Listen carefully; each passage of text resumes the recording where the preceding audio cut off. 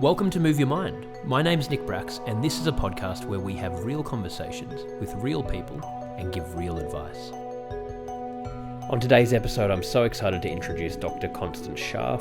She's an internationally recognised speaker and author on the topics of addiction, recovery, and mental health. We talked about her journey. She shared how she overcame trauma and addiction at the age of 12 until her early 20s. She shared how she's lucky to be alive and how she's using her experience to help others. It was a really amazing interview and something I think so many of us can get a lot out of.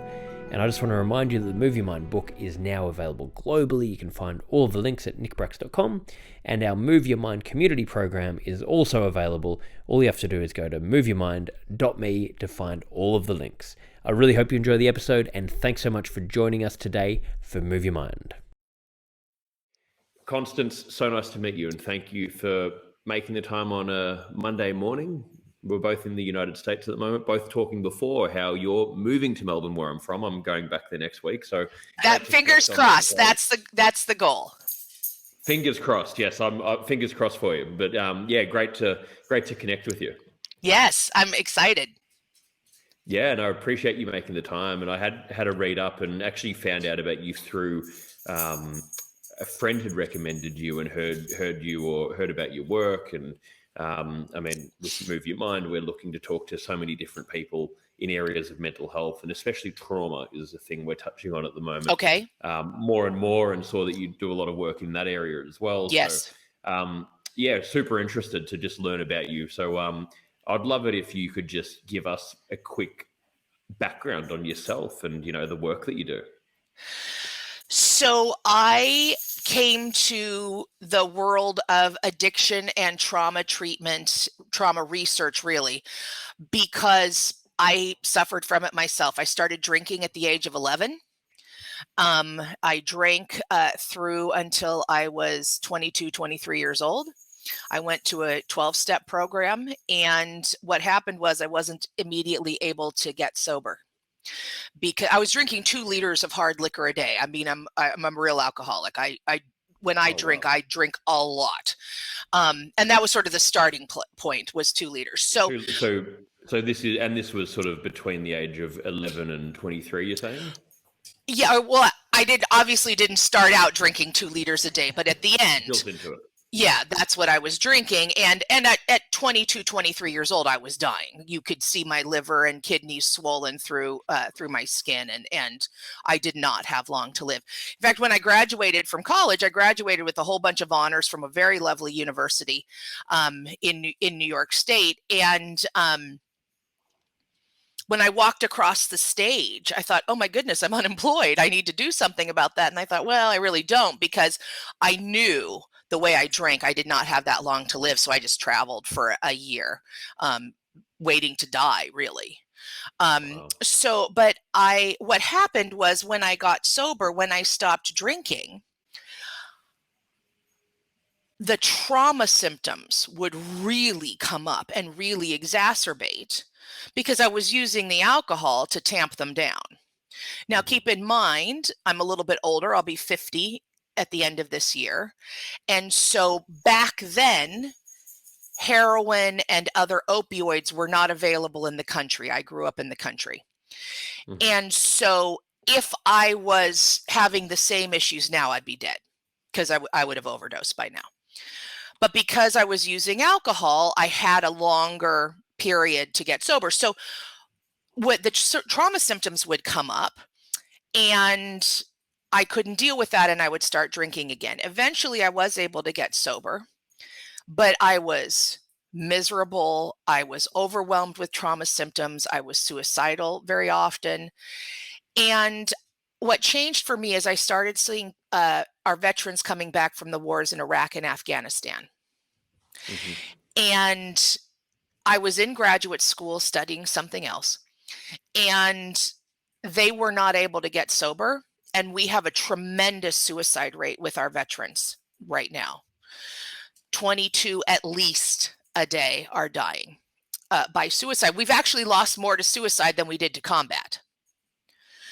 Wow. So I'm watching these people come into the 12-step program that I'm in. They're not able to get sober. They're killing themselves. And I thought, I'm sober and miserable. I was sober, I don't know, 8 years or something at that point. I'll be 24 years sober next month. So, yeah. So, I'm sober and miserable. They're not able to get sober. They're killing themselves. And I was like, this is unacceptable. There has to be better treatment. And I'm going to find out what it is. So I changed everything that I was doing in graduate school, and this has become my passion. What is it that we can do to help people at the intersection of addiction and trauma? I work with other issues as well, but that's really where I work, is at the intersection of addiction and trauma. And how do we get people sober and keep them sober and get them not only just like gritting it through, but having really amazing full lives. And it is possible. It is possible. And where I've grown from that is I've traveled all over the world working with incredible researchers, doing all sorts of work with amazing complementary therapies. And one of the things that I've found is that we all see the world in different ways. And in order for people to get sober, we really have to bring in different worldviews. Here in the United States, very few Native Americans, indigenous people, very few of them go to traditional therapy. And more than half, just over half of those who go to that kind of therapy, to talk therapy, drop out after the first session because it's not culturally appropriate or relevant, and they're talking to someone that doesn't understand their experience. So we have to make these therapies and offer therapies that are culturally appropriate, affordable, and accessible to everyone who needs them. To me, that's a human rights issue. That's a justice issue. Yeah, I mean, I couldn't agree more on that, and it really is, because it's like you're saying, it can be a life or death thing, and there's so many people that are going through these different issues that just don't, or even if you're talking about talk therapy and things like that, even if that was helpful to someone, often it's just not affordable for most people to do it to the degree you need to do it, and that's what I've witnessed in. I've been through therapy a lot myself, and I've been involved in mental health for a long time on my own journey, but it is so difficult to find the right person to look to what your needs, and often they don't have the understanding, or you'll go through a laundry list of people and you're like, well, I can't, this is crazy. This is actually making me actually spiral even more, because it's just such an ordeal and so stressful to try and find it. I feel like I'm further back and now I don't know what to do. I may as well just give up. Like, it can really make you feel that. Thank you so much for supporting Move Your Mind. We're expanding the offerings of the organisation, and we're tailoring everything we do to suit you guys and to try and answer to all of your needs and the questions that you send in. The book is available globally. You can find all of the links at nickbracks.com/book. And we've just released the Move Your Mind community. We've currently got a men's community group, a women's community group, a general group. We're going to be loading up other groups, and you can find all of the links at moveyourmind.me. This group's been created based on the needs of what we've heard and learnt throughout running Move Your Mind. And we have live events, we've got courses, we've got huge amounts of value, the ability to share information, share ideas, work in groups together to grow and share your learnings, to learn about different topics. You get email reminders. There's a whole lot of features in there. We're constantly updating it, and we're so excited to share it with you. You can find all of the information about it at moveyourmind.me. 100%. And one of the things we're learning, so I've had that experience too.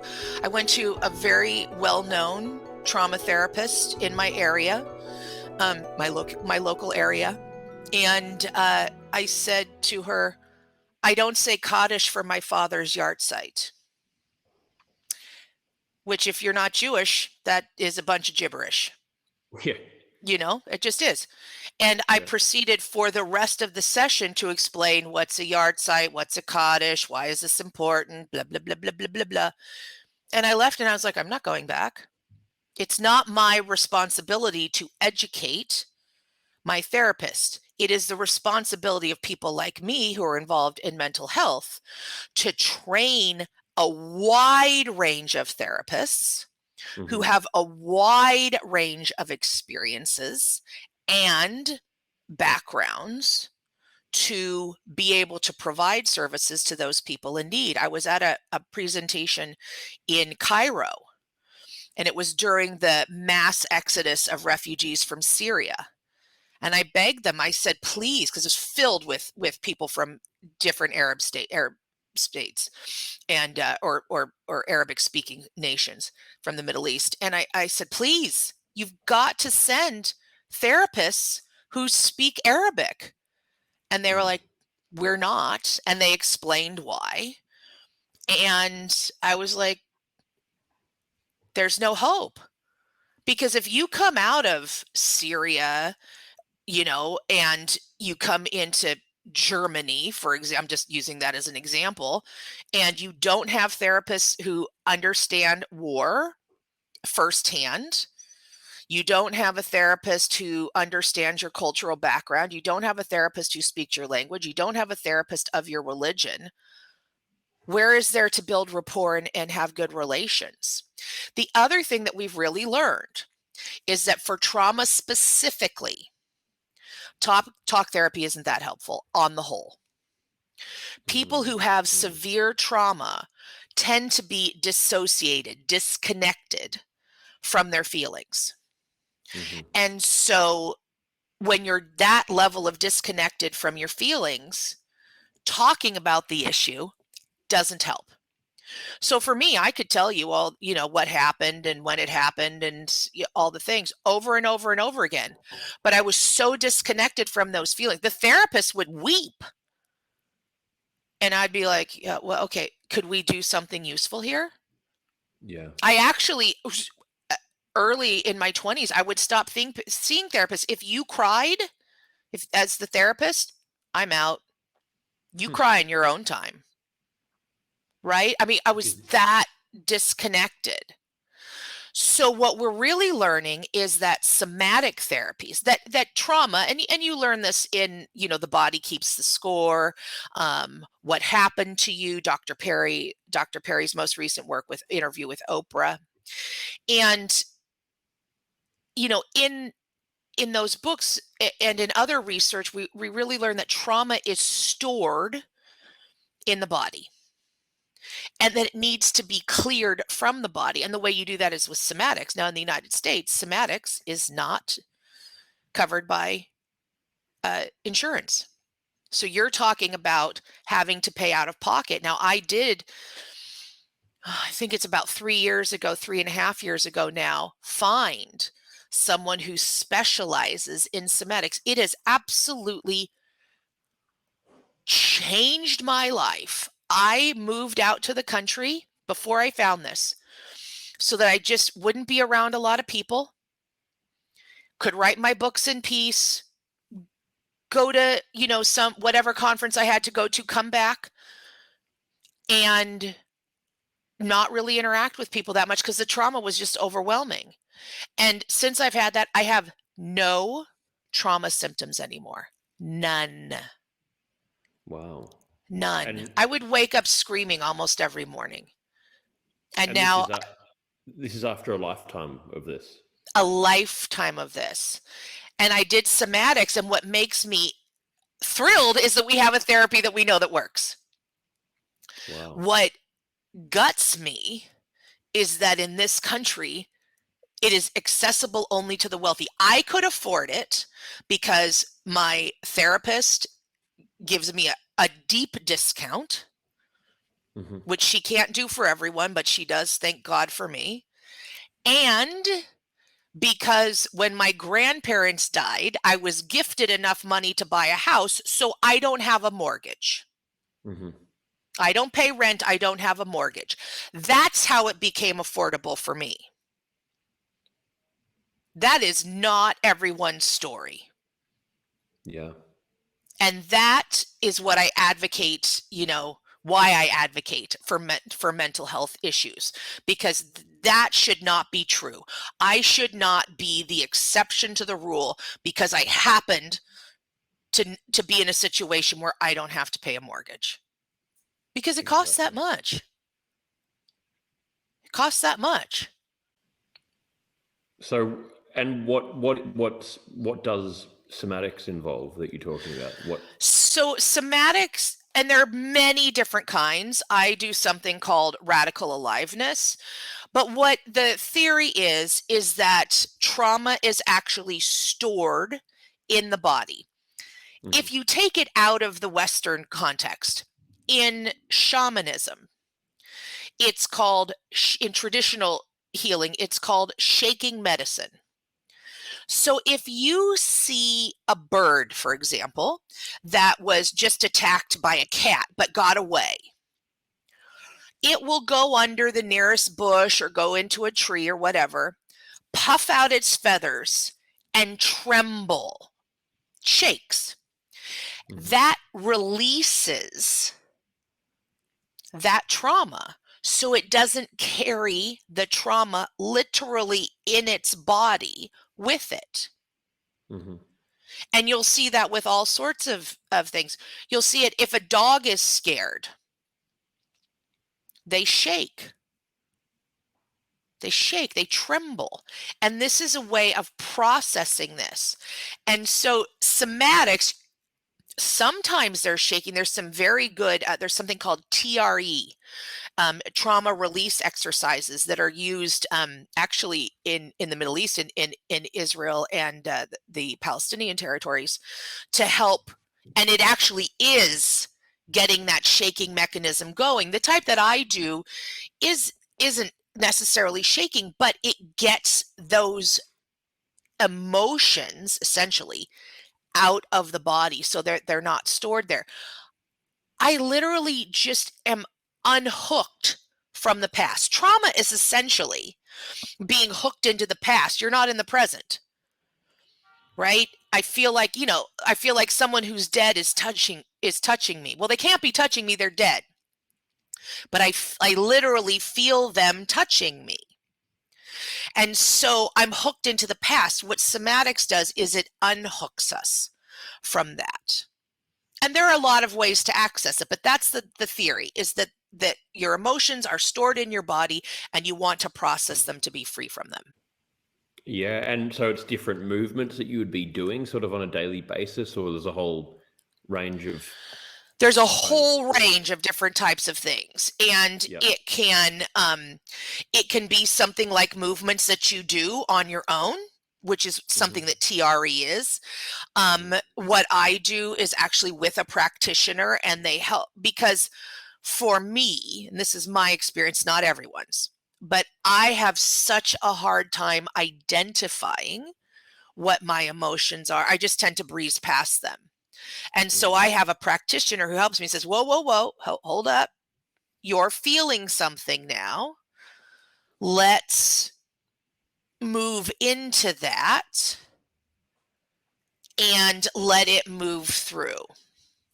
And it could be, taking a tennis racket and hitting, a pillow, right? That is something that does not work for me, but works for a lot of other people. It can be screaming. It can be automatic movement. It can be dancing. We try to get people, one of the things in radical aliveness is they'll get people, just moving and dancing and whatever, and then something will come out of that. Yeah. Well, yeah, that's fascinating. And I mean, unbelievable. Like, your story is incredible. And the fact that, what you've been through and coming out the other end, and the fact that you survived it even, is just amazing. And well, it is.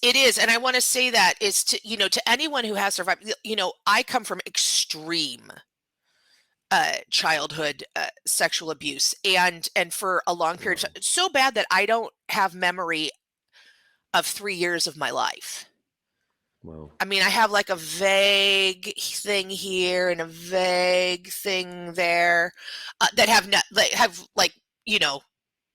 like I remember we made in 4th grade, we made a replica of one of the California missions, the Spanish missions that are built throughout California. We made a replica out of sugar cubes. And I have just a very vague memory of enjoying that. And that's kind of it for the year, like it's like, okay, kind of like that, whereas I have memories before the age of 7, very distinct, and I have memories after the age of 10. And you just literally can't access that period. You can't access it. No, it's gone. It's gone. Wow. And, I've had therapists who said, well, would you like to try to recover? And I was like, why? It's just going to be horrors. Yeah. And now that I'm not having the symptoms, to me, there's no need to mine that, to excavate that. But people like me usually become overdoses or suicides. That is the normal outcome. We don't become internationally recognized Ph.D s advocating for mental health. That is not the norm. But it's possible, and this is why treatment is so important. If I had had treatment earlier, now we just didn't know. Back when I was, 25 years ago, when I was first trying to get sober, we didn't have this information. Mm-hmm. But imagine if I had had treatment then and was free of this. I mean, I've done great. What could I have done with that? Oh, you'd be president by now, probably. I don't have the desire. See, now this is my opinion. But with the path, with what you've done, right. So, yeah. But the problem is the people who really should have the job probably don't want it. Totally agree. That's a whole other conversation. That's a whole other conversation. I just had to get that in. But yes, I could have been the CEO of a company if that's what I wanted. What I think is beautiful about this path for me, and I do not see it as, making lemonade out of lemons, is that because of my recovery, I now have insight and ability to help people who would not get helped otherwise. And I also, because of just the privileges that I've had, am in a position to hold open the door for other people and say, come on through. Those people who are marginalized and don't have a voice, don't have a place yet in the conversation. Because I think about that for myself, as an unmarried woman. Thank God I live where I live in this time period.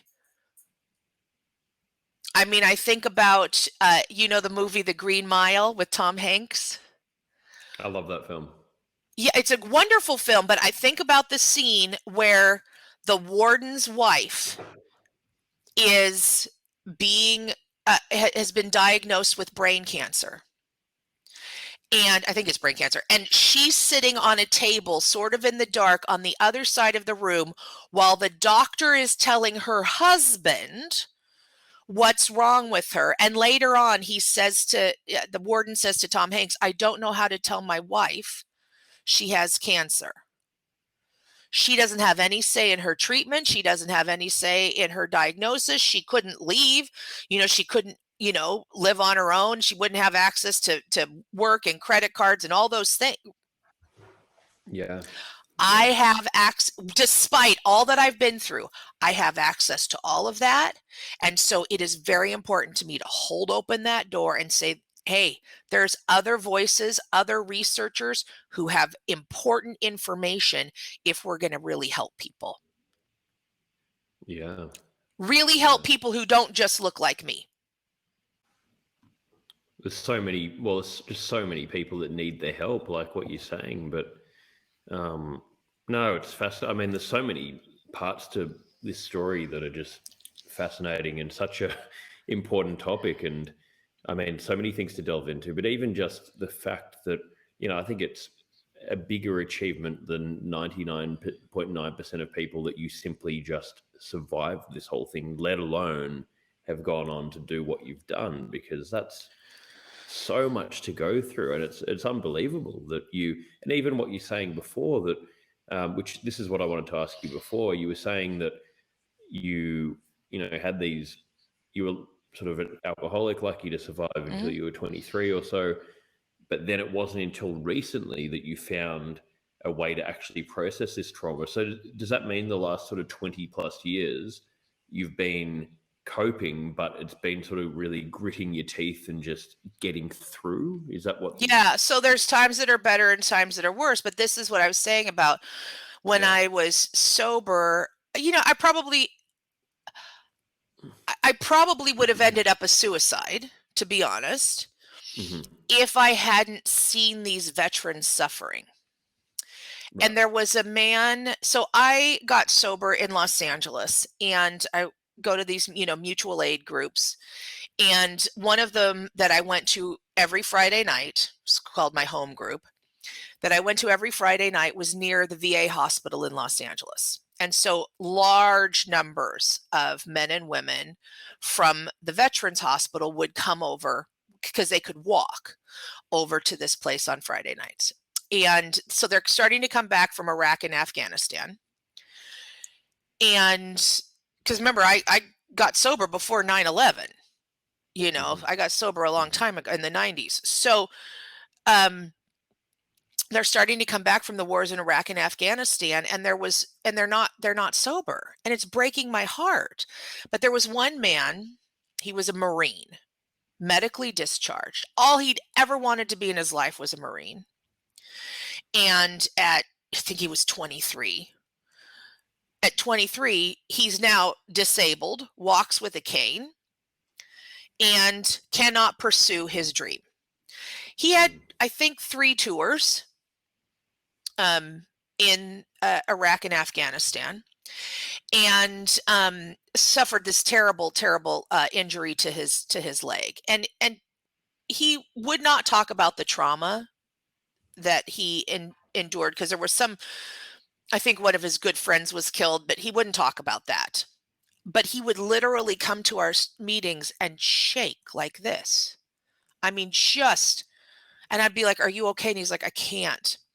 And the kind of therapy that was being used at that time, keep in mind, we're talking, going on 20 years ago now, 18, 20 years ago, was a type of therapy that revisits the issues related to your trauma. That's great. If you were raped in a park and you have a child who wants to go play in the park, and you have, and you want to do that, that kind of therapy actually is pretty decent. It'll work. But if your best friend was blown up next to you in Iraq, and you're never going to see that friend again, you're no longer in the military, and you're never going back to Iraq, reliving that doesn't actually desensitize you. You just relive it over and over again, and it's horrifying. And that's what this gentleman was saying. He's like, this therapy is terrible. And he killed himself. 23 years old, wife, infant, child. He killed himself. And that really was the catalyzing moment for me. I was like, listen, it doesn't matter from where I was sitting at that time. It didn't matter to me if I lived or died. But the fact that so many people were suffering, and in my opinion, we shoulda, coulda, woulda done better by Brian. Yeah. That is what really gave me the impetus to do something. 2 things happened, though. Number 1, someone invested in me. After I finished my graduate studies, a friend of mine who owned an addiction treatment center said, "I want you to travel around the world on my dime, finding every complementary therapy that you think is useful, and we're going to bring that back and use it in our addiction treatment protocol." We wrote a book about it. It was an Amazon #1 bestseller. And I did that for years until he sold the facility. But again, remember that American mental health treatment and all healthcare is for profit. And so my job was discontinued because It's not recoupable to insurance. Yeah. Right? You can't make money of it. So that happened. I was invested in. And the second thing that happened for me is as I went around the world looking at all these therapies, I tried everything on myself because I look in particular for treatments that have few to no side effects. So one of the treatments I really like is narrative. Change your story, change your life. Because if you believe that you can't get sober, you can't. If you believe that you're going to die from whatever you're gonna, right? I mean, so whatever you believe, if you believe, now that doesn't mean that there aren't outside influences that play a role. I'm not pretending that's not true. Mm-hmm. But a lot more internally is open to us than we think. Yeah. And so I try all these therapies out on myself because what have I got to lose? So with storytelling, I change my story. Who cares? Yeah. It either works or it doesn't. You know, I work with music. I worked with an organization for about 3 years called Rock to Recovery. We wrote a book about that. It just received that book just received a gold award in the nonfiction book awards from the Nonfiction Authors Association. You can get it on Amazon. Oh, wow. Yeah. We looked at music and playing music and singing. Singing is really the most important part. And so what happens in a poor Rock to Recovery session? They didn't play, someone decided not to play a song. They didn't want to participate. So they're leaving no worse off than they started. The song isn't good, right? It isn't a high quality song. Okay, well, that doesn't matter for therapeutics. You didn't finish the song. I mean, there's no downside. It's not like you sing a song in a therapeutic music session and your head literally explodes. That's not what happens.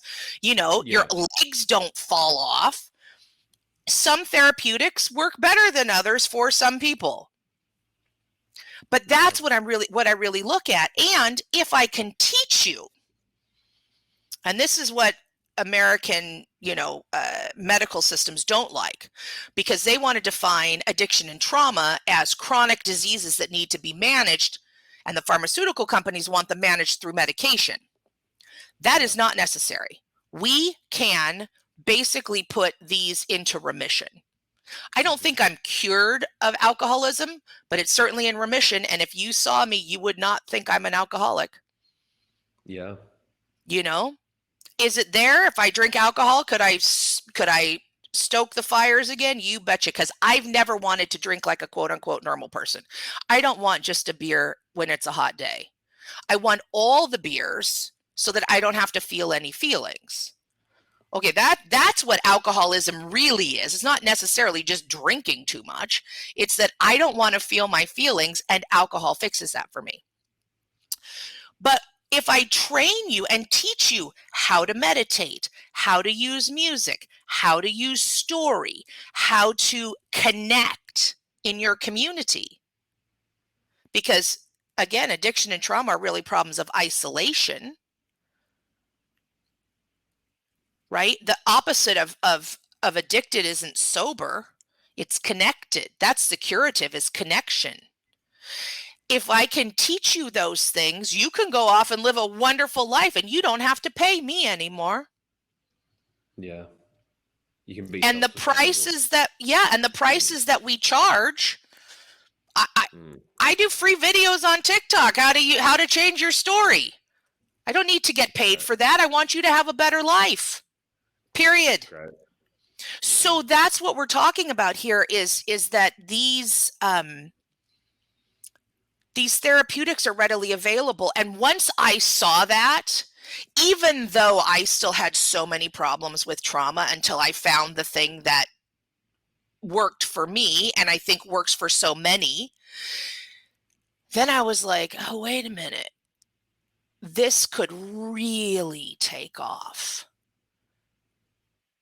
Because I remembered back to being in Namibia and working with shamans and seeing what they did with their arrows, because with the San, the Bushmen of the Kalahari. And I was like, wait a minute, this is somatics. They just put a culturally appropriate face on it. I was like, this is all, wait a minute, hold on. And that's what I get the privilege of doing. So I don't look at it as, oh, I should have, could have, died. Yeah, that could have been the outcome. But because I have had recovery, real recovery, not only from addiction, but also from trauma, like I'm on fire to help other people,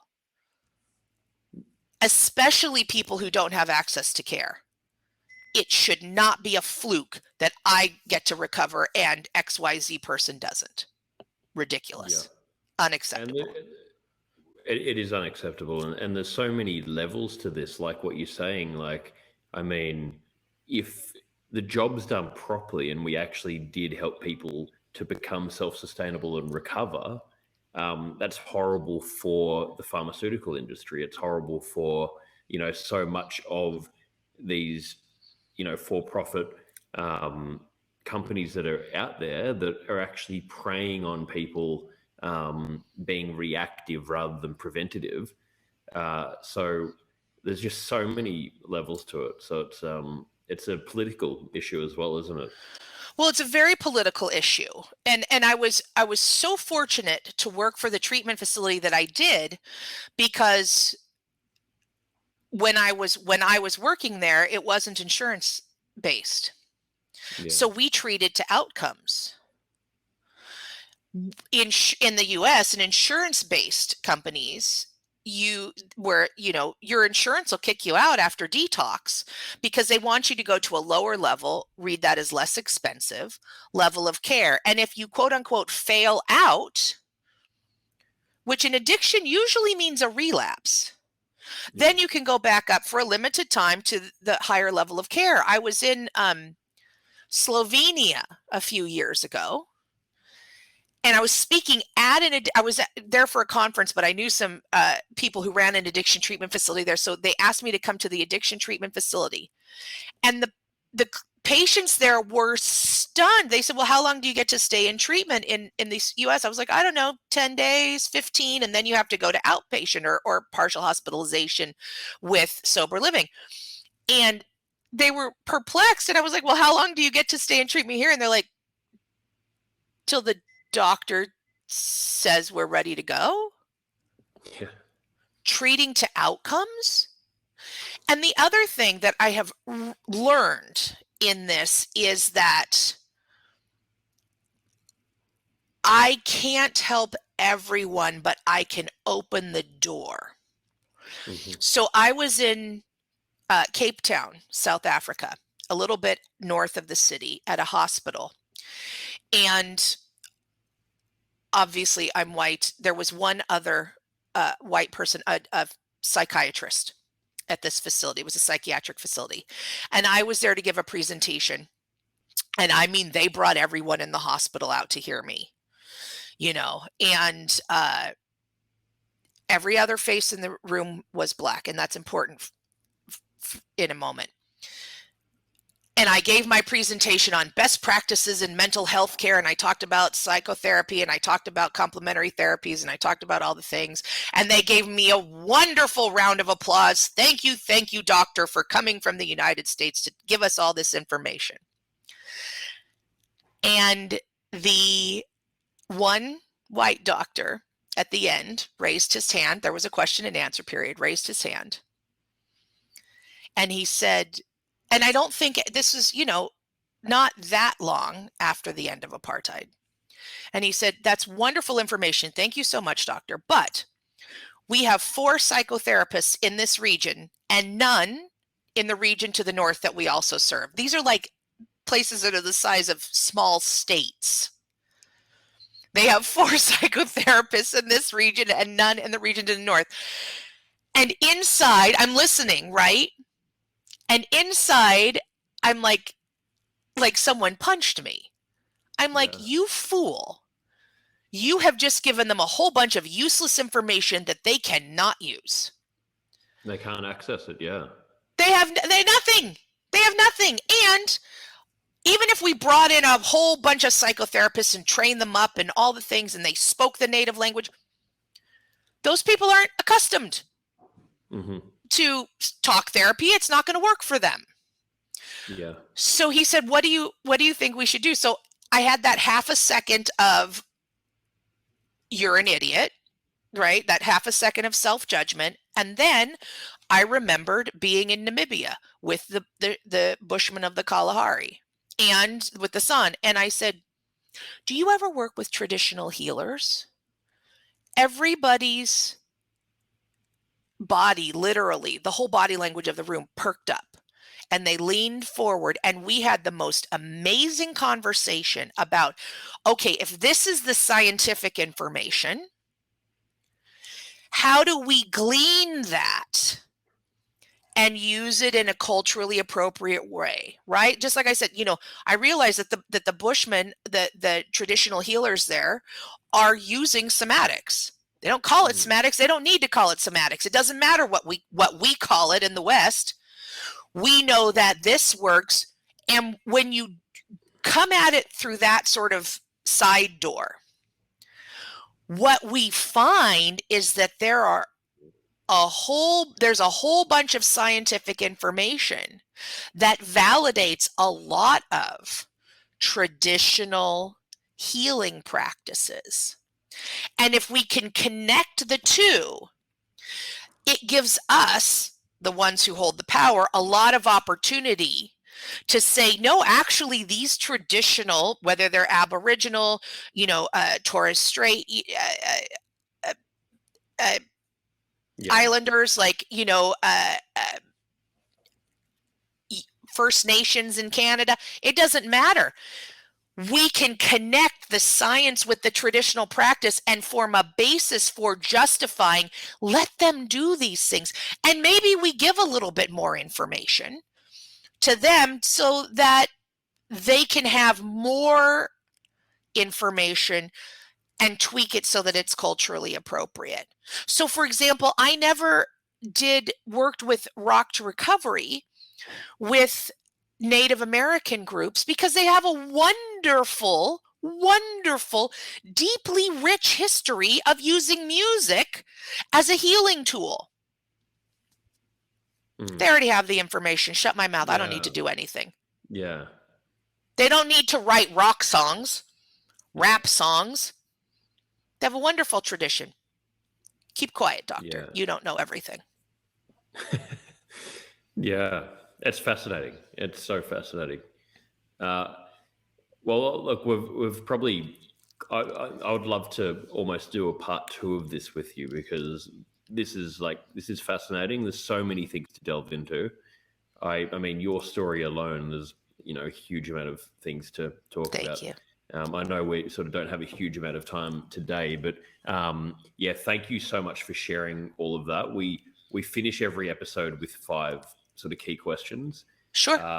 So I might, and these can be quick fire, whatever comes to mind. But I really would love to sort of do another interview with you down the track, because anytime you like. It's just so interesting, your whole story. And I'm coming to Melbourne for my birthday. So my birthday's in September. So if you want to meet face to face, happy to do that too. There we go. We can, exactly. We can do it face to face in Melbourne. That'd be great. Yeah. So the first of these questions, the first one is, obviously you've talked about the trauma you went through as a child. So this one's, what's your best childhood memory? My best childhood memory is I had a horse named Santana. And she was not a fancy horse. And we didn't have a ton of money, but I showed her in 4-H, which is a youth program here in the US. And we won the intermediate showmanship class at our county fair. And we got to take that victory lap. And I loved that horse. She was just my pride and joy. She lived for 33 years. I got her when she was just under 2 years old. And Wow. so but that's my proudest moment. And I remember my, my mom and her and my, closest friend's mom, like screaming their heads off. My friend's mom, you couldn't hear anything but her screaming her head off when we won that. That's my best memory, was that companionship, that connection to that horse.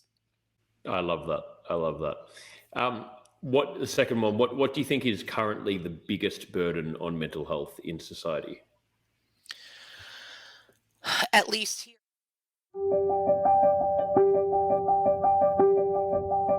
My name's Nick Bracks, and I'm a storyteller who has dedicated my entire adult life to creating positive conversations around mental health. In recent years, discussions around mental health have become less taboo and entered the mainstream vernacular. I've delivered over 1,000 mental health seminars around the globe, including several TED Talks, and I believe we all have a story to tell. In my book, Move Your Mind, I cover my story and stories from people that inspire me, as well as insights from world-leading mental health experts. This book will help you to learn how to recognise mental health issues before they become a problem. Use your personal challenges as motivators, take ownership of your well-being, and create new daily habits that increase happiness and reduce stress.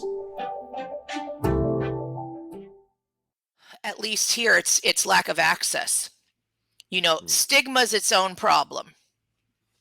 Yep. But if we had more access to quality, appropriate mental health care for a variety of people that treated to outcomes, we'd do a lot to stigma, because people would show up. My understanding of addiction is, if we had more beds, more people would go to addiction treatment. Mm-hmm. And the stigma would just go away, because now everybody knows somebody who's been to therapy or went to addiction treatment or whatever. It's not the problem. Stigma is not the problem anymore. It's access to appropriate care, not what the pharmaceutical companies want to give us because they'll make a buck, but these really good complementary practices that just improve your life. You don't have to have terrible trauma to benefit from singing, right? There are good mental health practices out there, and we need access to them. Yeah, that makes a lot of sense. What's your personal definition of happiness?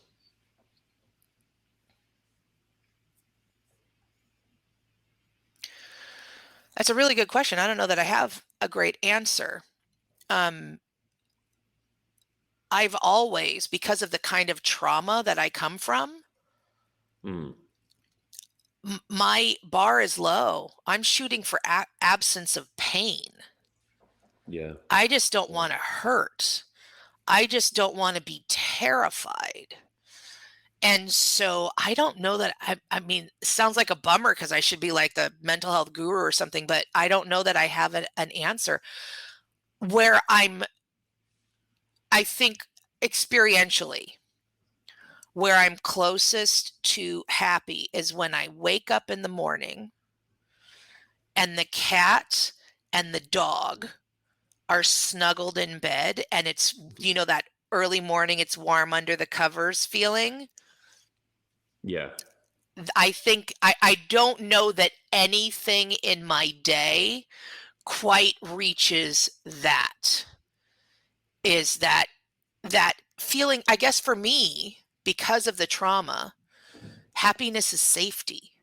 I feel safe, I feel secure, and I feel connected in those moments. So to me, that's happiness. I like that. And, the simple things are the important things as well, like what you talked about there, those, simple comforting things. But yet, interesting answer, and makes a lot of sense based on, your story and what you've told us today. So final two, what are you most afraid of?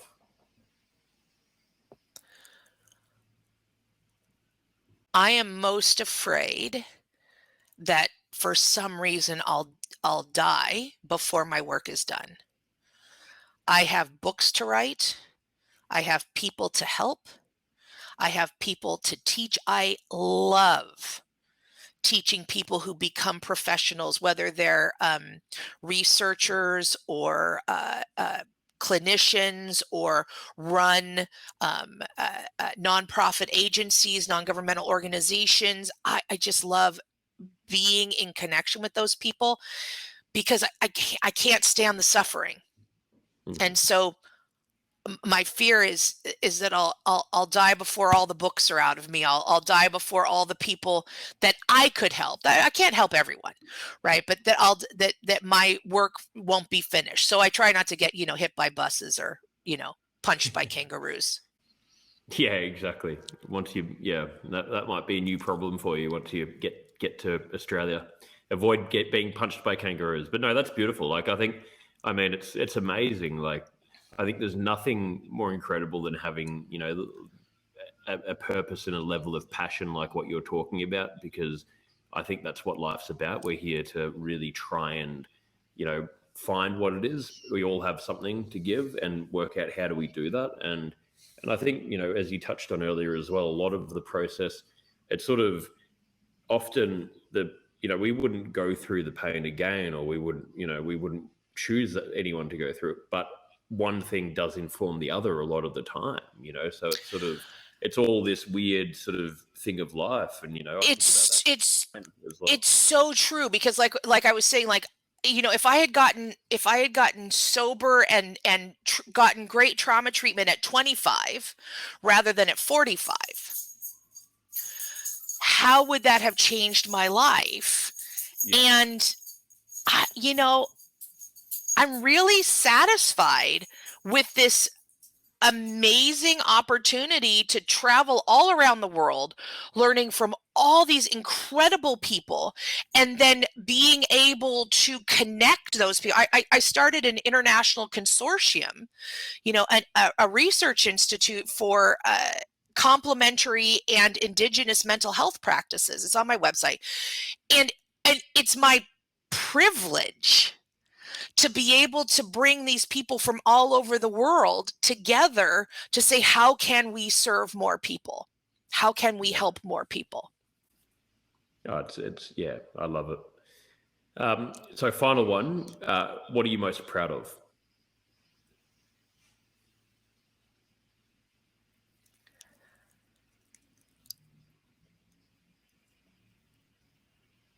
I am most proud of my books, because all the mental health research aside, I'm a writer, I'm an artist. Mm-hmm. And writing is my passion, it's my joy, and it's a way to disseminate information. Like, I don't write for academic journals ever, because nobody reads it except 3 other academics who aren't necessarily in a position to disseminate that information to the public who needs it. Yeah. I mean, it's great for scoring at universities, and you can, advance and become a muckety-muck professor. I write popular press books for a reason, because that gives this information to people who can use it. So I think that's what I'm most proud of. That's why I'm afraid to die with a book still in me. Don't die with a book in you. If you're a writer, write. If you're a painter, paint. Doesn't matter if it's perfect. Get it out there. If you've got stuff inside you, it's so true. And I guess I'm in a similar field, and sort of with my acting, and I'm producing a show at the moment that touches on mental health, and you feel these things inside you, and you're like, sort of, you have to get it out. You have to put it out into the world, or you'll go mad, or you just know that's inside you. But no, I think it's incredible. But I did my first book a year and a half ago, and it was a lot harder than I thought, more rewarding as well. So I've got so much respect for writers now, and I had the publishing company gave me like an editor that was working with me, and it's not an easy thing. So I have huge amount of respect for what you've done with all of that as well, and everything. I mean, it's amazing. So thank you so much for making the time to talk about this, and I found it fascinating, and would love to stay in touch and see if we can work together in the future as well. I would love to. I really appreciate it. Finally, for all of our listeners, I'll put this in the show notes as well with links, but where can they go to learn more about you? So I have a website. It's constancescharff.com. I am on TikTok, Facebook, Instagram, and something else. I've forgotten. TikTok, Facebook, Instagram, and LinkedIn at Dr. Scharff. And I'm on Twitter at Scharff, Ph.D. So I'm available on all the socials. You can find me, or go to my website for more information. I also have a blog on Psychology Today, and I write articles for them every month. So you can find me there as well. Great. Well, and we'll put all the links there. So anyone listening, you don't have to go and, randomly look it all up. We'll have it all there that you can just click, boom, go to all the links. And thank you again. Thank you. Thanks to Constance Scharff for joining me today for Movie Mind. And just a reminder, the Movie Mind book is now available globally. You can find all the links at nickbracks.com. And the Movie Mind community program is also available at moviemind.me.